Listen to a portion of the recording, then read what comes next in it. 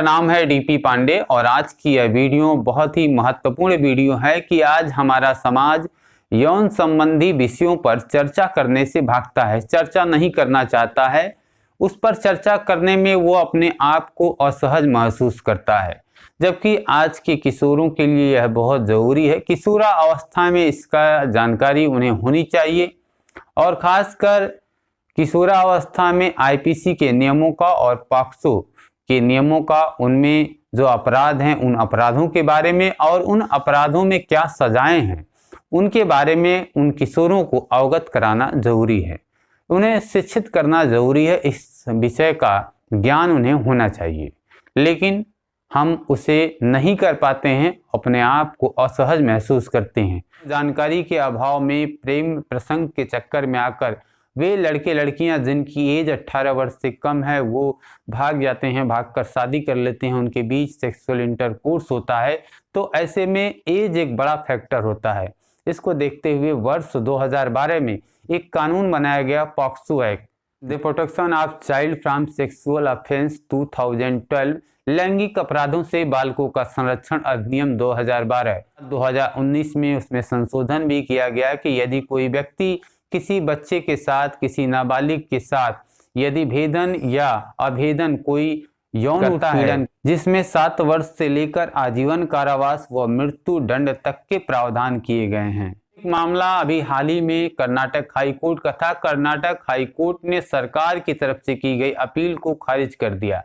मामला ये था कि लड़का और लड़की प्रेम प्रसंग के चक्कर में घर से भाग गए थे, जिनकी एज 18 वर्ष से कम थी और उन्होंने भागकर शादी किया। दोनों के बीच में सेक्सुअल इंटरकोर्स हुए, 2 उनके बच्चे भी हो गए और उस लड़की के पिता ने पॉक्सो एक्ट के तहत लड़के पर मुकदमा दर्ज करा दिया था। लड़का लड़की को लेकर 2017 में गया था, शादी किया और उसके पास 2 बच्चे हो गए, जिसका न्यायालय में ट्रायल हुआ और ट्रायल कोर्ट ने लड़के को बरी कर दिया। राज्य सरकार ने कर्नाटक उच्च न्यायालय में अपील की और कर्नाटक हाई कोर्ट ने भी सरकार की तरफ से दाखिल की गई अपील को खारिज कर दिया। कर्नाटक हाई कोर्ट ने विधि आयोग को सहमति से शारीरिक संबंधों को लेकर आयु मानदंडों पर पुनर्विचार करने का निर्देश दे दिया। कर्नाटक हाई कोर्ट ने टिप्पणी करते हुए कहा कि अभिभावकों के द्वारा दर्ज कराए गए मुकदमों, पॉक्सो एक्ट और आईपीसी की धाराओं को केवल आधार न माना जाए, बल्कि परिस्थितियों पर भी विचार किया जाए कि किन परिस्थितियों में लड़की लड़के के बीच में सेक्सुअल इंटरकोर्स हुआ। यदि प्रेम प्रसंग की वजह से लड़का लड़की के बीच में सेक्सुअल इंटरकोर्स हुए हैं तो 16 वर्ष की लड़की की सहमति भी मायने रखती है। इसे विचारण के दौरान ध्यान रखना चाहिए। हालांकि पॉक्सो कानून के बिल जब तैयार किया जा रहा था तो उसमें 16 वर्ष की उम्र में सहमति के आधार पर ऐसे खंड तैयार किए गए थे, बनाए गए थे, किंतु जब वह बिल संसदीय स्थायी समिति के पास गया तो उस खंड को हटा दिया गया था। इसका दूसरा पहलू यह देखें तो अगर हम किशोरों और किशोरियों की बात करते हैं तो किशोरावस्था में किशोर में शारीरिक, भावनात्मक, संवेगात्मक बदलाव होते हैं और उस समय वो सही निर्णय लेने की स्थिति में नहीं होता है। वो जो निर्णय लेता है यह जरूरी नहीं कि वह निर्णय सही हो। प्रसिद्ध मनोवैज्ञानिक स्टेनले हॉल ने कहा है कि किशोरावस्था संघर्ष और तूफान की अवस्था होती है और इस अवस्था में मनोभाव में वेग में तीव्रता होती है। उस समय किया जाने वाला निर्णय सही नहीं होता।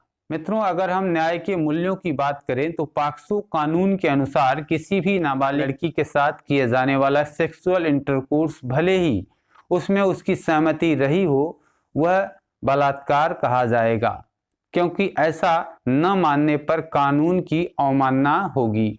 लेकिन दूसरी तरफ लड़की के घर वालों द्वारा रिपोर्ट किए जाने या उस पर दबाव डालकर उस लड़के के खिलाफ बुलवाया जाना लड़के के साथ न्याय नहीं होगा।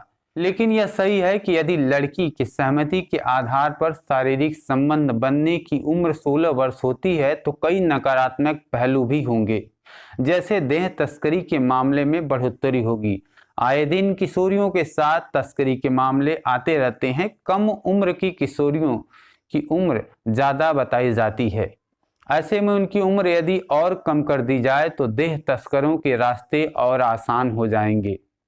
इसके लिए पुलिस के पास ऐसा कोई प्रबंध नहीं होता कि वह तात्कालिक उनकी उम्र का निर्धारण कर सकें। दूसरा ये भी है कि बाल विवाह में बढ़ोतरी होगी, लोग बाल विवाह करने के लिए प्रेरित होंगे। यह देश का बहुत ही संवेदनशील मुद्दा है जो एक चुनौती भी है। अभी हाल ही में सीजेआई ने एक कार्यक्रम में कहा था कि संसद को भी इस पे विचार करना चाहिए, क्योंकि अदालतों को कम उम्र में सहमति के आधार पर ऐसा कुछ होता है तो उन्हें निर्णय देने में दिक्कत होती है।